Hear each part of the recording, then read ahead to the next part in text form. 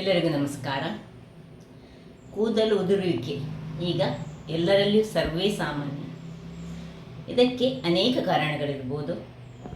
ನಾವು ತಿನ್ನುವಂಥ ಆಹಾರ ಇರ್ಬೋದು, ಅಥವಾ ನಾವು ಉಪಯೋಗಿಸುವಂತಹ ಈ ಸಾಬೂನುಗಳಾಗಲಿ ಶ್ಯಾಂಪುಗಳಾಗಲಿ ಇವುಗಳಿಂದಲೂ ನಮ್ಮ ಕೂದಲು ಉದುರ್ಬೋದು. ಹೆಚ್ಚಾಗಿ ಈಗ ನಾವು ತಿನ್ನುವ ಆಹಾರದಲ್ಲಿ ಅನೇಕ ರಾಸಾಯನಿಕ ಪದಾರ್ಥಗಳಿರೋದರಿಂದ ಕೂದಲಿನ ಬೆಳವಣಿಗೆ ತುಂಬ ಕುಂಠಿತವಾಗಿದೆ. ಹಾಗಿರುವಾಗ ನಾನಿವತ್ತೊಂದು ಉಂಡೆಯನ್ನು ತಯಾರಿಸಿದ್ದೇನೆ. ತುಂಬ ಈ ಕಾಳುಗಳನ್ನು, ಅದು ಸಹ ಈ ಕೂದಲಿಗೆ ಯಾವುದೆಲ್ಲ ಅಗತ್ಯ ಉಂಟು, ಕೂದಲ ಬೆಳವಣಿಗೆ ಹೇಗೆ ಆಗಬೇಕು ಅದನ್ನು ಮನಸ್ಸಿನಲ್ಲಿಟ್ಟುಕೊಂಡು ತಯಾರಿಸಿದಂತಹ ಈ ಉಂಡೆಯನ್ನು ಹೇಗೆ ತಯಾರಿಸುವುದು ಎಂದು ನೋಡುವ ಮೊದಲು, ಯಾರೆಲ್ಲ ನನ್ನ ಚಾನಲನ್ನು ನೋಡ್ತಿದ್ದೀರಿ, ಯಾರೆಲ್ಲ ಇನ್ನೂ ಸಬ್ಸ್ಕ್ರೈಬ್ ಮಾಡಿಲ್ಲ, ದಯವಿಟ್ಟು ಸಬ್ಸ್ಕ್ರೈಬ್ ಮಾಡಿ ಸಪೋರ್ಟ್ ಮಾಡಿ ಅಂತ ಹೇಳುತ್ತಾ ಬನ್ನಿ. ಯಾವ ರೀತಿಯಲ್ಲಿ ಕೂದಲನ್ನು ಬಲಶಾಲಿಯಾಗಿ ಮಾಡುವಂತಹ ಈ ಉಂಡೆ, ಇದನ್ನು ದಿನಕ್ಕೆ ಒಂದು ತಿಂದರೆ ಸಾಕು. ಡೈಲಿ ಒಂದೊಂದು ತಿನ್ನಬೇಕು, ಹೆಚ್ಚು ತಿನ್ನಬಾರ್ದು. ನಿಮ್ಮ ಕೂದಲಿನ ಆರೈಕೆಯನ್ನು ನೀವು ಮಾಡ್ಬೋದು ಅಂತ ಹೇಳುತ್ತಾ ಅಡುಗೆ ಮನೆಗೆ ಹೋಗೋಣ. ನಮಸ್ತೆ ಮಿತ್ರರೇ, ಇಲ್ಲಿ ನೋಡಿ ಅಗಸೆ ಬೀಜ, ಫ್ಲ್ಯಾಕ್ಸ್ ಸೀಡ್ಸ್ ನನ್ನ ಕೈಯಲ್ಲುಂಟು. ಈಗ ಎಲ್ಲರಿಗೆ ಸಹ ಕೂದಲೊಂದು ಉದುರುವುದು ಸರ್ವೇ ಸಾಮಾನ್ಯ. ಯಾರಿಗೆ ಈ ಕೂದಲು ತುಂಬ ಉದುರ್ತದೆ ಮತ್ತು ಒಳ್ಳೆ ಬೆಳವಣಿಗೆ ಬೇಕು ಕೂದಲಿಗೆ, ಅಂಥವರು ಇವತ್ತು ನಾನು ಮಾಡುವಂತಹ ಉಂಡೆಯನ್ನು ದಿನಕ್ಕೊಂದೊಂದು ತಿಂದರೆ ಒಂದು ತಿಂಗಳಲ್ಲೇ ನಿಮ್ಮ ಕೂದಲಿನ ಪ್ರಾಬ್ಲಮ್ ಸಾಲ್ವ್ ಆಗ್ತದೆ.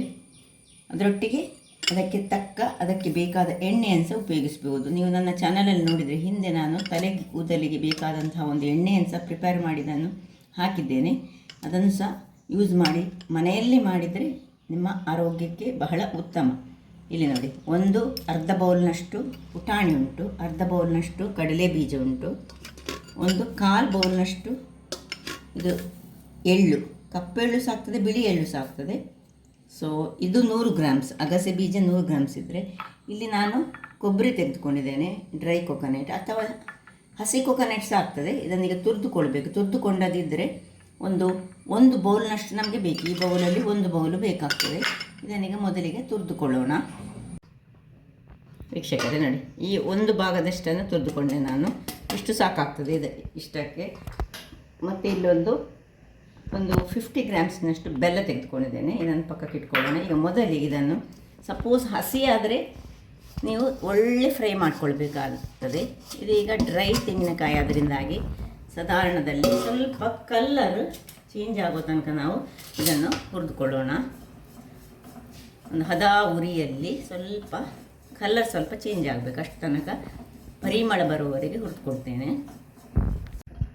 ಇಲ್ಲೀಗ ನೋಡಿ, ಎಣ್ಣೆ ಬಿಡಲಿಕ್ಕೆ ಶುರುವಾಯಿತು, ಪರಿಮಳ ಸಹ ಬರ್ತಾ ಉಂಟು ಒಳ್ಳೆ. ಸೊ ಹದ ಉರಿಯಲ್ಲಿ ಇದನ್ನೀಗ ಫ್ರೈ ಮಾಡಿಕೊಂಡೆ ನಾನು. ಈಗ ಇದನ್ನು ಮೊದಲಿಗೆ ಫ್ರೈ ಮಾಡಿಕೊಂಡದನ್ನು ಅದೇ ಪಾತ್ರೆಗೆ ತೆಗೆದಿಟ್ಕೊಳ್ತಿದ್ದೇನೆ. ಸೊ ಇದೇ ಒಂದು ಬಾಣಲೆಯಲ್ಲಿ ಈಗ ಸ್ವಲ್ಪ ಎಣ್ಣೆ ಪಸೆ ಉಂಟು, ಅದರಲ್ಲಿ ಈಗ ಕಡಲೆಯ ಬೀಜವನ್ನು, ಅರ್ಧ ಬೌಲ್ನಷ್ಟು ಕಡಲೆಯ ಬೀಜ, ಇದನ್ನು ಸ್ವಲ್ಪ ಹುರಿದುಕೊಳ್ಳೋಣ. ಇದನ್ನು ಹಾಗೆ ಸ್ವಲ್ಪ ಡ್ರೈ ರೋಸ್ಟ್, ಎಲ್ಲ ಸಹ ಡ್ರೈ ರೋಸ್ಟೇ ಮಾಡಿಕೊಳ್ಳೋದು. ನೋಡಿ, ಇಷ್ಟು ಡ್ರೈ ರೋಸ್ಟ್ ಆಗುವಾಗ ಇದನ್ನು ಇದರಲ್ಲಿ ಬೇಕಿದ್ದರೆ ಸಿಪ್ಪೆಯನ್ನು ಬೇಕಿದೆ ತೆಗೆದುಕೊಳ್ಬೋದು, ಸಿಪ್ಪೆ ತೆಗೆದುಕೊಳ್ಳದಿದ್ದರೆ ಸಹ ನಡೀತದೆ. ಸೊ ಇದನ್ನೊಮ್ಮೆ ಒಂಚೂರು ಕ್ಲೀನ್ ಮಾಡಿಕೊಳ್ಳುವ. ಇದರದ್ದು ಎಲೆ, ಇದು ಸಿಪ್ಪೆ ಎಲ್ಲ ಇರ್ತದೆ ಅದರಲ್ಲಿ. ಸೊ ಈಗ ಪುಟಾಣಿ, ಅರ್ಧ ಬೌಲ್ನಷ್ಟು ಪುಟಾಣಿಯನ್ನು ಸಹ ಅದು ಸ್ವಲ್ಪ ಹುರಿದ್ರೆ ಸಾಕಾಗ್ತದೆ. ಜಸ್ಟ್ ಒಂದು ನಿಮಿಷ ಇದನ್ನು ಹುರಿದುಕೊಳ್ಳೋಣ ಹದ ಉರಿಯಲ್ಲಿ. ಅವಶ್ಯಕತೆ ನಮಗೆ ಇದು ಆಯಿತು. ಇದನ್ನು ಸಹ ಇದಕ್ಕೆ ಹೆಚ್ಚು ಹೊತ್ತು ಬೇಡ, ಇದು ಆಲ್ರೆಡಿ ರೋಸ್ಟೆಡ್ ಎಲ್ಲ ಹೆಚ್ಚಾಗಿ. ಸೊ ಇದನ್ನು ಸಹ ತೆಗೆದುಕೊಳ್ತಿದ್ದೇನೆ. ಇನ್ನೀಗ ಏನು ನಮ್ಮ ಮೇನ್ ಇಂಗ್ರೀಡಿಯೆಂಟ್ಸ್ ಅಗಸೆ ಬೀಜ, ಇದನ್ನು ಸಹ ಹದ ಉರಿಯಲ್ಲಿ ಇದನ್ನು ಸ್ವಲ್ಪ ಇದು ಚಟಪಟ ಹೇಳುವ ಹಾಗೆ ಅಷ್ಟರಲ್ಲಿ ಹುರಿದುಕೊಳ್ಳೋಣ. ವೀಕ್ಷಕರೇ, ಇದೀಗ ಚಟ್ಪಟ ಆಗುವಾಗ ಸ್ವಲ್ಪ ಇದನ್ನು ಆದಷ್ಟು ಹದ ಉರಿಯಲ್ಲಿ, ಸ್ವಲ್ಪ ಹೊತ್ತು ತೆಗಿತದೆ ಇದು ಹದ ಉರಿಯಲ್ಲಿ ಆಗುವಾಗ, ಚಟಪಟ ಆಗಲಿಕ್ಕೆ ಶುರುವಾಯಿತು ನೋಡಿ. ಅಷ್ಟಾಗುವಾಗ ಇದನ್ನು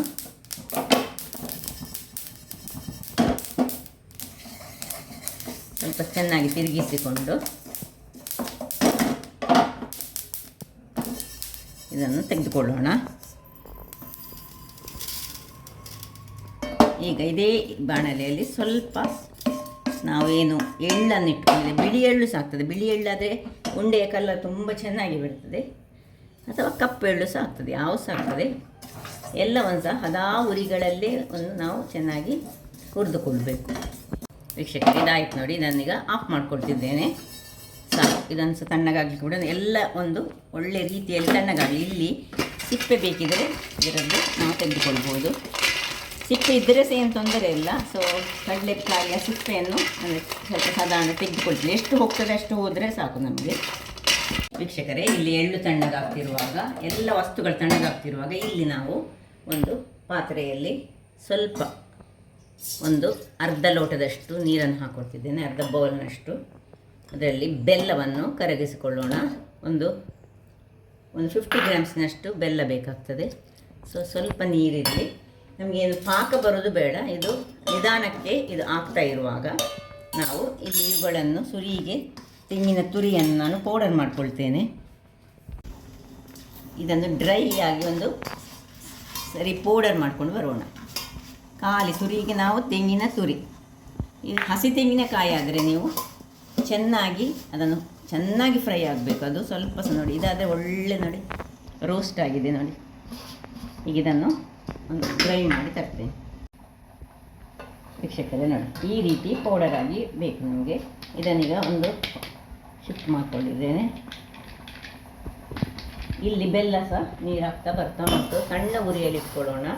ತುಂಬ ನಮಗೆ ಏನು ಇದದು ಪಾಕ ಬರಲಿಕ್ಕಿಲ್ಲ. ಒಂದೇಳೆ ಪಾಕ ಬರ್ತದೆ ಹೇಳುವಾಗ ಇದನ್ನು ಆಫ್ ಮಾಡ್ಕೊಳ್ಳಿಕ್ಕೆ. ಹೆಚ್ಚು ಪಾಕ ಬರಲೇಬಾರ್ದು. ಪಾಕ ಆದರೆ ತುಂಬ ಗಟ್ಟಿ ಆಗ್ತದೆ ನಮ್ಮ ಉಂಡೆ. ಸೊ ಇಲ್ಲಿ ನೋಡಿ, ಇನ್ನೀಗ ಈ ಕಡಲೆಯನ್ನು ತರಿಯಾಗಿ ನೋಡಿ, ಸ್ವಲ್ಪ ತುಂಬ ನಾನೇನು ಇದರದ್ದು ಸಿಪ್ಪೆ ಎಲ್ಲ ತೆಗೆದುಕೊಳ್ಳಿಲ್ಲ. ಬೇಕಿದ್ದಷ್ಟು ಮಾತ್ರ ಸಿಪ್ಪೆ ತೆಗೆದುಕೊಂಡ್ರೆ ಸಾಕು.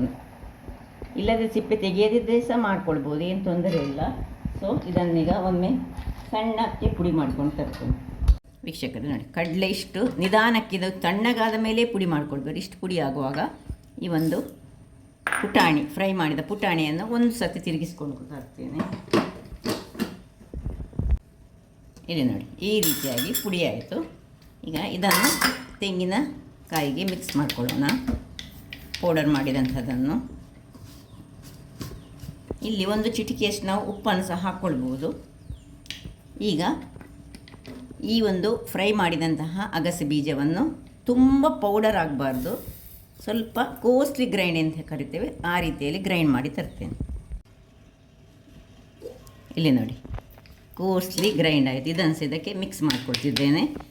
ಎಲ್ಲವನ್ನು ಸಹ ಇದರಲ್ಲಿ ಮಿಕ್ಸ್ ಮಾಡಿಕೊಂಡು ಹಾಕ್ಕೊಂಡು ಚೂರು ಉಪ್ಪು, ರುಚಿಗೆ ತಕ್ಕಷ್ಟು ಉಪ್ಪು, ಒಂದು ಪಿಂಚ್ ಆಫ್ ಉಪ್ಪು ಸಾಕು. ಎಲ್ಲವನ್ನು ಹೀಗೆ ಮಿಕ್ಸ್ ಮಾಡಿಕೊಂಡು ಈಗ ಎಳ್ಳನ್ನು ಒಂದು ಪೌಡರ್ ಮಾಡಲಿಕ್ಕಿಲ್ಲ ನಮಗೆ. ಸೊ ಎಲ್ಲ ಮಿಕ್ಸ್ ಆಗಿ ಎಳ್ಳು ಅದಕ್ಕೆ ಈಗ ಸೇರಿಸ್ಕೊಳ್ತಿದ್ದೇನೆ. ಇಷ್ಟಾದಮೇಲೆ ಇಲ್ಲಿ ನಾವು ನೋಡಿಕೊಳ್ಳೋಣ, ಇಲ್ಲಿ ಎಷ್ಟು ಚಿಪ್ಪಾದರೆ ಸಾಕು ನಮಗೆ. ಆಗಲಿಲ್ಲ, ಇದು ಸ್ವಲ್ಪ ಆಗಬೇಕು. ಇದು ಸ್ವಲ್ಪ ಒಂದು ಎಳೆ ಪಾಕ ಬೇಡ ಹೇಳಿದ್ದೇನಲ್ಲ, ಒಂದು ಎಳೆ ಪಾಕಕ್ಕೆ ಆಗುವಾಗ, ಅಂದರೆ ಹೀಗೆ ನಾವು ಮುಟ್ಟುವಾಗ ಸ್ವಲ್ಪ ಹೀಗೆ ಬರಬೇಕು. ಅಷ್ಟು ತನಕ ಒಂಚೂರು ನಾವು ಇದನ್ನು ಕುದಿಸ್ಕೊಳ್ಳೋಣ. ವೀಕ್ಷಕರೇ, ಇಲ್ಲಿ ನೋಡಿ ಆಯಿತು. ಇದು ಈಗ ಸ್ವಲ್ಪ ಸ್ಟಿಕ್ಕಿ ಆಗ್ತಾ ಬಂತು ನೋಡಿ, ನಿಮಗೆ ಕಾಣ್ಬೋದು. ತುಂಬ ಸ್ಟಿಕ್ಕಿ ಆಗೋದು ಸಹ ಬೇಡ ನಮಗೆ. ನಾನು ಎಳೆ ಪಾಕ ಬೇಡ ಹೇಳಿದ್ದೇನಲ್ಲ, ಇದನ್ನೀಗ ಆಫ್ ಮಾಡಿಕೊಂಡು ಏನಿಲ್ಲ ನಾವು ಮಿಕ್ಸ್ ಮಾಡ್ಕೊಂಡಿದ್ದೇವೆ ಅದಕ್ಕೆ ನೋಡಿ ಎಲ್ಲವನ್ನು ಒಮ್ಮೆ ಒಂದು ಸ್ಪೂನಿನಲ್ಲಿ ಉಪ್ಪು ಗಿಪ್ಪು ಎಲ್ಲ ಹಾಕ್ಕೊಂಡಿದ್ದೇವೆ, ಏನು ಬೇಕು ಅದೆಲ್ಲ ಹಾಕ್ಕೊಂಡಿದ್ದೇವೆ. ಅದನ್ನು ಚೆನ್ನಾಗಿ ಸ್ವಲ್ಪವೇ ಈ ಒಂದು ಇದರಲ್ಲಿ ಹೀಗೆ ನಡುವಿಗೆ ಸ್ವಲ್ಪ ಹಾಕ್ಕೊಂಡು ನಾವು ಸ್ವಲ್ಪ ಮಿಕ್ಸ್ ಮಾಡಿಕೊಂಡು ಒಂದೊಂದೇ ಉಂಡೆಗಳನ್ನು ತಯಾರಿಸ್ಕೊಳ್ಳೋಣ. ನೋಡಿ, ದೊಡ್ಡ ಉಂಡೆ ಮಾಡೋದು ಬೇಡ, ಹದಾ ಉಂಡೆಗಳನ್ನು, ಬಿಸಿ ಇರ್ತದೆ, ಅದರಿಂದಾಗಿ ಸ್ವಲ್ಪವೇ ಹಾಕ್ಕೊಂಡು ಹೀಗೆ ಮಿಕ್ಸ್ ಮಾಡಿ ಇಷ್ಟಿಷ್ಟೇ ದೊಡ್ಡ ಉಂಡೆಗಳು ನೋಡಿ. ಇದಕ್ಕೆ ಸ್ವಲ್ಪ ಹೊತ್ತಲ್ಲಿ ಗಟ್ಟಿ ಸಹ ಆಗ್ತದೆ. ಇದು ಗಟ್ಟಿ ಹೇಳಿದರೆ ಅಲ್ಲಿಗೆ ಸ್ಮೂತಾಗಿ ಜಗಿಯುವಂಥದ್ದು. ಒಂದೊಂದಾಗಿ ಸ್ವಲ್ಪ ಸ್ವಲ್ಪವಾಗಿ ಇಲ್ಲಿ ಬಿಸಿಯನ್ನೇ ನಾವು ಸ್ವಲ್ಪ ಬಿಸಿ ಬಿಸಿಯಾದ ಇದನ್ನು ಹಾಕ್ಕೊಂಡು ಎಲ್ಲ ಉಂಡೆಗಳನ್ನು ನೋಡಿ ಇದೇ ರೀತಿಯಲ್ಲಿ ನೋಡಿ ಹೀಗೆ ಹಾಕಿದೆ ಅಲ್ಲ, ಇನ್ನು ಪುನಃ ಒಟ್ಟು ಮಾಡಿಕೊಂಡು ಸ್ವಲ್ಪ ಬೆಲ್ಲದ ನೀರನ್ನು ಪುನಃ ಹಾಕ್ಕೊಂಡು, ಒಮ್ಮೆಗೆ ಬೆಲ್ಲದ ನೀರನ್ನು ಹಾಕ್ಕೊಳ್ಳೋದು ಬೇಡ, ಸ್ವಲ್ಪ ಸ್ವಲ್ಪ ಬೆಲ್ಲದ ನೀರನ್ನು ಹಾಕ್ಕೊಂಡು ಹೀಗೆ ಒಂದೊಂದೇ ಉಂಡೆಗಳಾಗಿ ಮಾಡಿಕೊಳ್ಳೋಣ. ಆಗ ನಮಗೆ ಉಂಡೆ ಕಟ್ಟಲಿಕ್ಕೆ ಸಹ ಸುಲಭ ಆಗ್ತದೆ. ಒಂದೇ ಸೈಜಲ್ಲಿ ಮಾಡಿ ದಿನಕ್ಕೆ ಒಂದು ಉಂಡೆಯನ್ನು ಇಂಥದನ್ನು ತಿಂದರೆ ಒಂದು ತಿಂಗಳ ಕಾಲ ಸಾಕು ತಿಂದರೆ ಈ ನಮ್ಮ ತಲೆ ಕೂದಲಿಗೆ ಒಳ್ಳೆ ಬಲವನ್ನು ಇದು ಕೊಡುವಂತಹದ್ದು. ಆರೋಗ್ಯಕ್ಕೆ ಸಹ ಇದು ಬಹಳ ಉತ್ತಮವಾಗಿದೆ. ಸೊ ಎಲ್ಲವನ್ನು ಇದೇ ರೀತಿಯಾಗಿ ನಾನು ಮಾಡಿಕೊಂಡು ಸ್ವಲ್ಪವೇ ಬೆಲ್ಲ, ಹೀಗೆ ಬೆಲ್ಲದ ನೀರು ಹೀಗೆ ಹಾಕಿ ಹಾಗೆ ಉಂಡೆ ಮಾಡಲಿಕ್ಕೆ ಆಗ ಸುಲಭ ಸಹ ಆಗ್ತದೆ. ವೀಕ್ಷಕರೇ ಇಲ್ಲಿ ನೋಡಿ ಕೊನೆಯ ಉಂಡೆ ಸಹ ರೆಡಿ ಆಯಿತು. ಹೀಗೆ ಸ್ವಲ್ಪ ಕೈಯಲ್ಲಿ ಇದ್ದರೆ ಹೀಗೆ ಮಾಡಿಕೊಂಡು ಈ ರೀತಿ ಮಾಡಿಕೊಂಡು ಆಯ್ತು. ನೋಡಿ ಎಷ್ಟು ಚೆನ್ನಾದ ಉಂಡೆ ನೋಡಿ, ರುಚಿ ಸಹ ಅಷ್ಟೇ. ನಮ್ಮ ಕರಾವಳಿಯಲ್ಲಿ ನಾವು ಎಳ್ಳುಂಡೆ ಹೇಗೆ ಮಾಡ್ತೇವೆ ಅದೇ ರೀತಿಯಲ್ಲಿ ಆಗ್ತದೆ ನೋಡಿ. ಒಟ್ಟು ಈ ಅಳತೆಯಲ್ಲಿ ನಾನು 3, 6, 9, 12 ಉಂಡೆಗಳು ಈ ಬೌಲ್ನ ಅಳತೆಯಲ್ಲಿ ಮಾಡುವಾಗ ಆಗ್ತದೆ. ಹೀಗೆ ಒಂದು ವಾರಕ್ಕೆ ಅಥವಾ ಒಂದು 12 ದಿವಸಕ್ಕೋಸ್ಕರ ಮಾಡಿಟ್ಟರೆ ಯಾರಿಗೆಲ್ಲ ಈ ಹೇರ್ ಫಾಲ್ನ ಪ್ರಾಬ್ಲಮ್ ಉಂಟು ಮತ್ತು ಹೀಗೆ ಇನ್ನು ಜನರಲ್ ಆಗಿ ಸಹ ಮಕ್ಕಳಿಗೆ ಸಹ ಕೊಡ್ಬೋದು, ಆರೋಗ್ಯಕ್ಕೆ ಬಹಳ ಉತ್ತಮ. ಹಾಗಾದರೆ ನೋಡಿದ್ರಲ್ಲ ವೀಕ್ಷಕರೇ, ನನ್ನ ಈ ಕುಕಿಂಗ್ ಚಾನಲ್ ನಿಮಗೆ ಇಷ್ಟ ಆದರೆ ಬೋಳೂರು ಸುವರ್ಣ ಚಾನಲನ್ನು ಲೈಕ್ ಮಾಡಿ, ಶೇರ್ ಮಾಡಿ ಹಾಗೂ ಸಬ್ಸ್ಕ್ರೈಬ್ ಮಾಡಿ ಹಾಗೂ ನನ್ನ ಇನ್ಸ್ಟಾಗ್ರಾಮ್ ಪೇಜನ್ನು ಫಾಲೋ ಮಾಡಿ. ಧನ್ಯವಾದಗಳು.